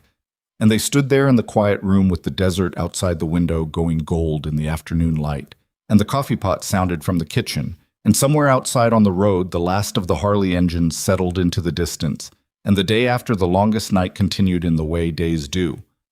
Without ceremony, without announcement, simply by persisting. 3 weeks later, a message came through Brinker. 2 lines. No signature. Sent from a number that would not be active an hour after it was used. Voss indicted. 4 counts, federal. His commander same day. The route is closed. And below it, 1 more line, arriving separately, the way the last word always arrived in this particular story. Tell Nova. Diesel says thank you for holding it. Mara read it twice. Set the phone down on the kitchen table of the ranch house outside Needles, where the desert ran gold to the horizon, and the coffee was always on, and the quiet had become, in 3 weeks, something she no longer flinched from. She looked at it on the table for a moment. Then she called her daughter in from the yard. Nova came in with dirt on her knees from something she had been doing in the scrub at the edge of the property.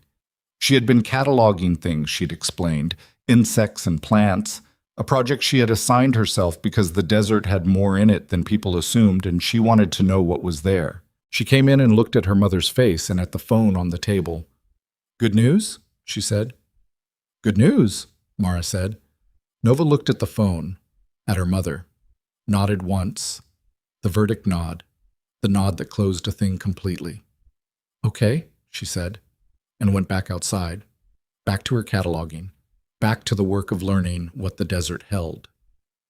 Mara stood at the kitchen window and watched her go, and the afternoon light came across the land the way it does in the Mojave, direct, unmediated, showing everything exactly as it was. The scrub, the distance, the small figure of her daughter moving through it with focused attention, bending to look at something in the dust, standing back up, moving on.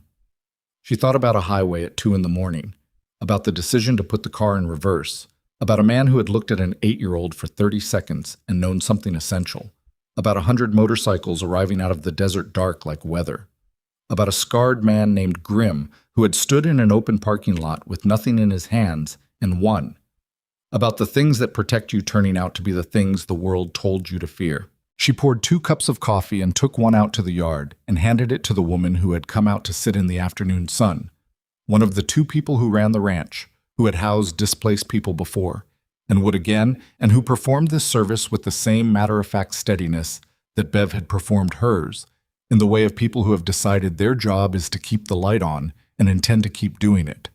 The woman took the coffee.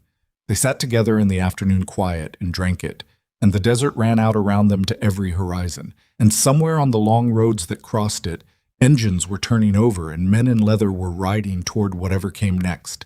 And the road between here and there was the only obstacle left, and some of them had learned, on highways and ditches and diners that kept the light on, that the obstacle was also the way through.